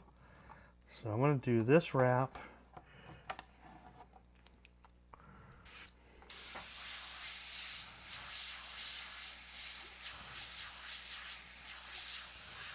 So the ones in the foreground will always be the brightest. That's the key to working with this top-down method.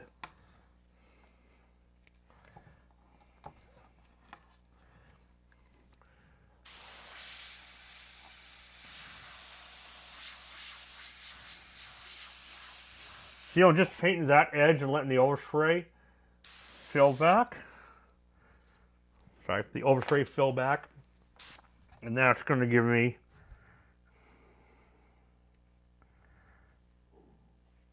basically a nice kind of look of the straps.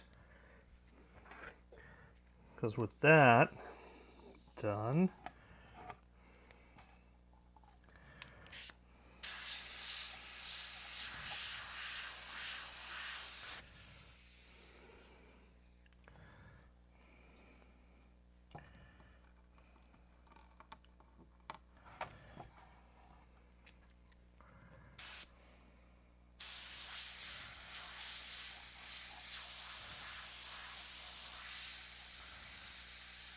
oh, yeah, the winging at night, yeah. The winging at nights kind of go into the freehand nights as well, yeah. So I kind of reserve, it's not really a secret, I reserve the just winging at night when I have a crazy week, nothing planned, I don't want to skip the week live feed, I got nothing but net, I just put a panel up and go. That's what and I try not to do too many of those per year. Because I like to give you guys some, you know, forethought. But sometimes it just doesn't work out. Okay, so there's there. We got this strap here. Just trying to frame out.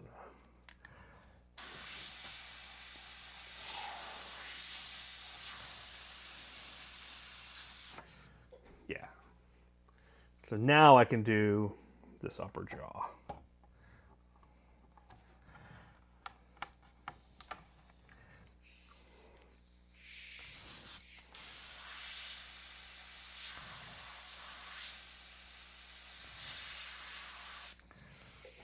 Oops, I gotta.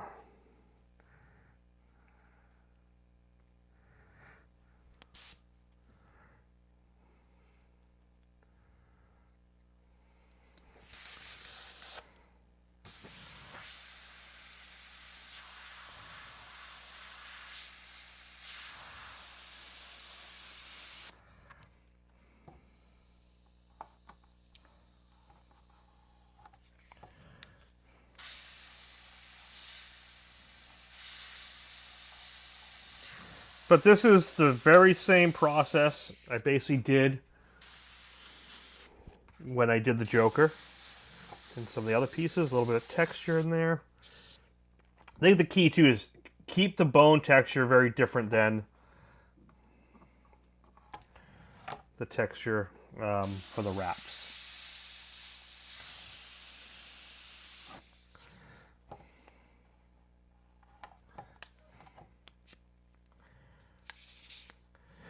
Yeah, Honey said the same thing.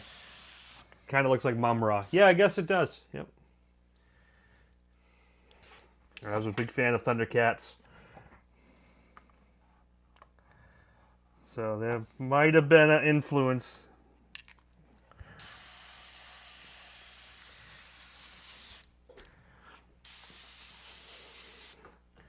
Let's see, now you're starting to see that mouth, that jaw come together.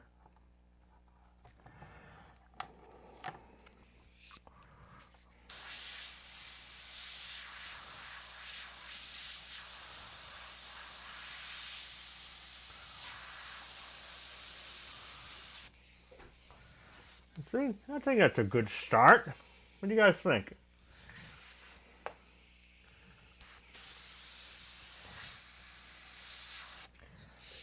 Maybe I can get down in here.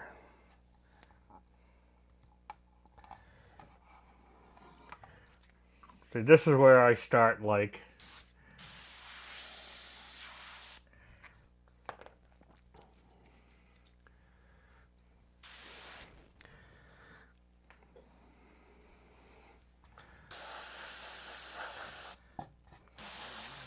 I'm at that stage where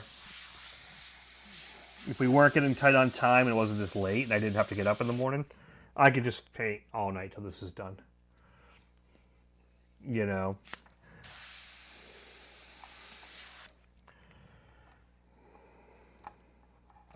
I eventually hit a burnout stage, but that's fine.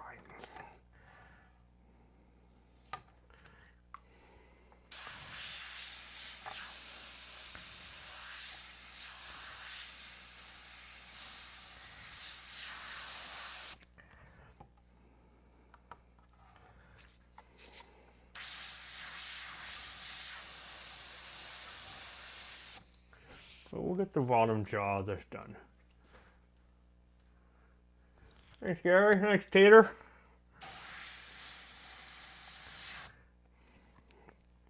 Every time I see your name, man, I think Ron White.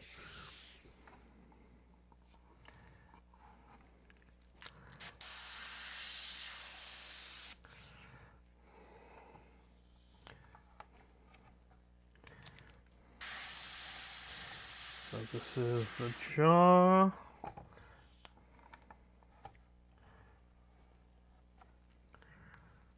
The lower half. Just one more thing. Yep.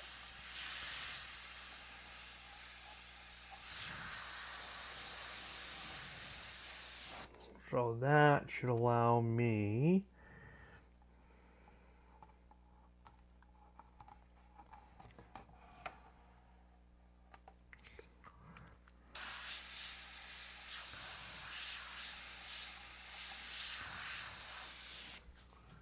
just pull one strap out at a time. And again, this is just setting up for freehand. This little pick I just pulled out, that's part of the jawbone.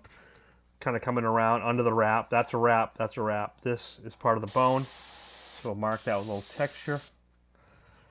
And now we have this. This is all part of the bone of the jaw. So I can pull all this out. This is all part of the skeletal structure.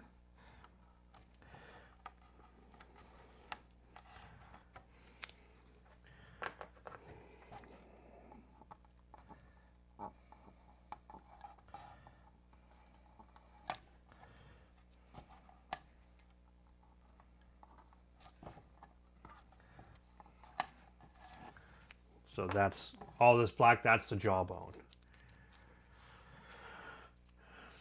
Thanks, Tater. It does get easier the more you practice.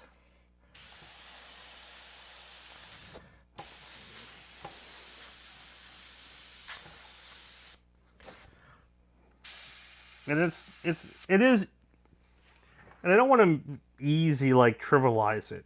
You just get more confident.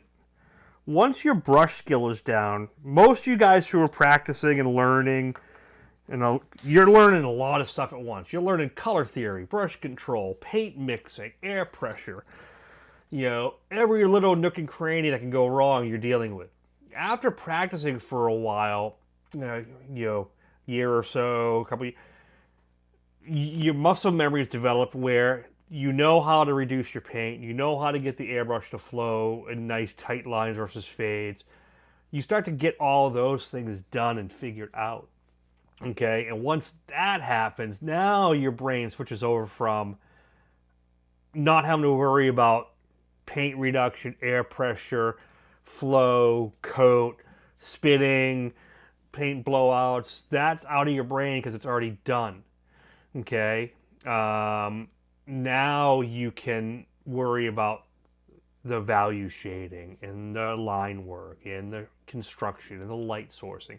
Because your brain can focus on that now. Right now, you're still in the, I got to focus on my airbrush not spitting, not getting blowouts. Why does my paint not work? How much reduction to use? You guys, most of you guys, I'm not saying all, but some of you guys here, you're still in that phase. And that's where you got to work through.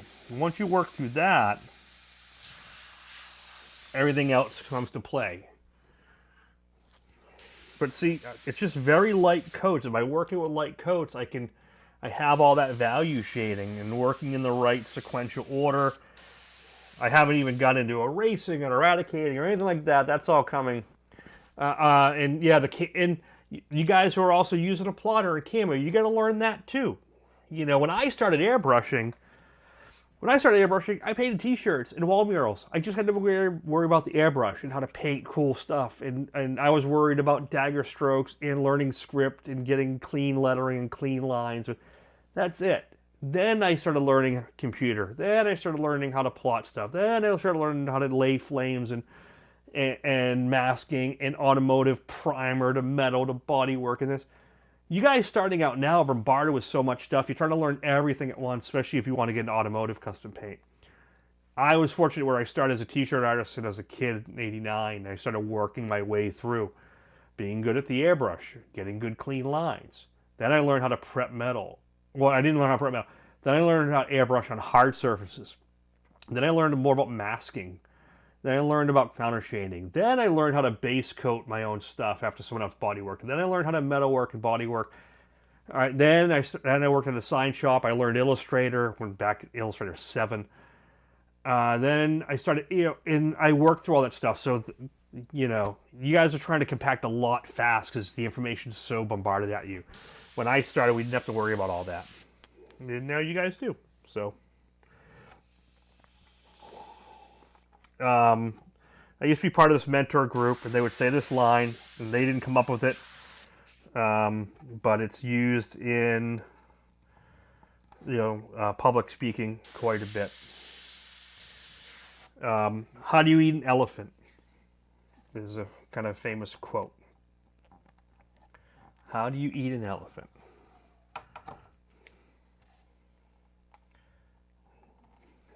Let's see if someone gets that right first.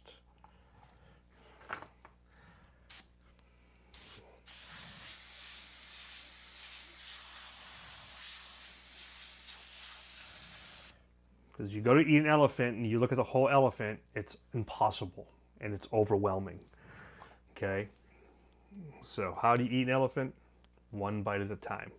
So you got to look at you got to stop worrying about the big, all this stuff you got to do. And I got to get good at this piece first and figure this out. And that leads to figuring this piece out. That leads to figure out this piece out. But you start getting all these little pieces, and you know, that one bite at a time, one piece at a time, that gets you to be able to conquer the whole thing. Do you have a special technique when you hold your airbrush? Whatever feels good. The way I hold an airbrush is like this, kind of like a pencil. Okay, my trigger finger is on top, and I push down the trigger straight, and I pull back the paint like this. Okay, that's what works for me. Some people hold like this, and they kind of rest their finger over, and they knuckle drag and pull. Some guys do this, some guys do thumb, some guys... Whatever gives you stability. What I recommend, thank you, Darren. What I recommend is this hand worries about airbrush control, okay? Here, pivot, this and that. That's what this whole thing is. But I don't try to work with one hand. I paint, if you have noticed, is always two hands. This is doing pivot control. This is stability and push and pull direction. Okay, and I'm working, if you look here, when I'm painting, I'm pivoting my shoulders when I do a whole stroke. I loosen my upper body so I can move. Okay, so you want to be loose here in the wrist, finger control, you know, so you can pivot just like a pencil. And then this is kind of your stability. If you looked at like brush painters, they will use like a hand or a stick and they rest. I airbrush very similar. This is the maul stick, this is support, this is control.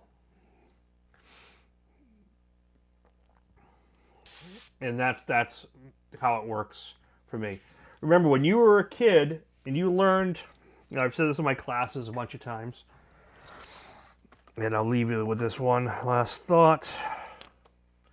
When you were a kid, when you went to kindergarten to learn how to write, how did you learn how to write? You got a big ass fat pencil and wide lined paper, and you wrote letters squiggly, backwards, shaky, and all over the place. And in first, second grade, you started you used a pen or a smaller pencil, and your lines got smaller, your words got smaller, and you did a little bit. So you went from big, broad control to smaller control. And then as you got older, now you got the smaller line paper, and you started maybe learning cursive or better printing, and you started developing all the muscle memory, all the little micro muscles, all the little movements to do an S curve and this and that. And over the course of like 4 or 5 years or 6 years, that's when your penmanship really started to come in. You started developing all these little micro muscles and all these little micro movements to do little letters and little things, and then you learn how to draw, and you learn how to do an eye or a face, but you would never have been able to draw line work if you didn't learn how to use a pencil to write little fine motor skills, okay? Those fine motor skills is what, now when you start airbrushing for the first time, airbrushing is like starting to learn how to write again. Okay? It's a totally new foreign tool, and you have to go from shitty, messed up writing to tighter muscle control, and it only comes to practice. So airbrush control, spray gun control, taping, flames, it all comes to practice. Just like you want to learn to play guitar, you got to learn the basics. You want to learn keyboard, you got to learn the scales, and you got to practice daily, and you develop all that muscle memory and all those little fine motor skills. That gets you there, okay? But if you try to do the macro, and I'm going to do full realistic fire with skulls and demons and kick-ass shit, and I'm going to learn to do this, you got no business doing that yet. Probably not in most cases, because you haven't learned how to get the paint to flow out right. So you got to focus. Even if you want to do the big shit and the cool, crazy stuff, Have that project in the background. But before you work over there, do your dailies, your practice drills, your dagger strokes, your paint fades, your muscle memory, your paint reductions, and get that figured out. Then go from there to a little tighter. And then you got comfortable there. Like, I've been doing this 35 years. I still do dagger strokes and practice strokes before I start. I've talked about it a million times. And you get loose, and then you go work on the big project so you don't mess it up. Yeah, and you keep doing that, and you keep doing that, and you keep doing that. But it does come. That's why when you want to become a tattoo artist, you have to apprentice. You have to learn all the basics. You learn all the stuff, and you got to do all the slop work because you shouldn't be doing that until you're ready. Airbrushing kind of the same thing. Like, you got to do those baby steps and take that one bite of the elephant at a time, and eventually you can eat the whole thing. And with that, I'm going to leave you for the night. Thank you, everyone, for popping in. Definitely keep supporting the channel. Thank you for all the new members who signed up tonight. Don't forget, you get 20%, 25% off all digital downloads at mckayfineart.com. Just use the code in your membership tab. There's some free stuff in there as well. Free downloads for a few projects, like the, what did I just do for free? Oh, the church, that church from the Hellboy one, that's free for members. So make sure you grab that while it's available. And we're going to keep doing that. And we are going to be doing members-only content soon. There's a new feature that's going to allow me to go from this public live feed to, say, like, what I'm going to do is, once 10 o'clock hits, it's just going to flick over to members only. And only members of the channel will be able to stay on and kind of participate. And we can kind of do a follow-up, Q&A, cleanup. So I'm going to start doing that. I might actually start lessening the live feed to like an hour, hour and a half for general. And then the last third or quarter of it will be members only. I'm toying with that idea as well. So hope everyone has an awesome weekend. I think I'll come back Monday night and we'll wrap this up after Mr. Leahy's feed. So I'll check with Steve first because I respect Steve's time. And we'll make sure what he's going to finish up. And when he finishes up, we'll come in after that. So have a great one, everyone. Thank you for the support. See you guys next time. Peace.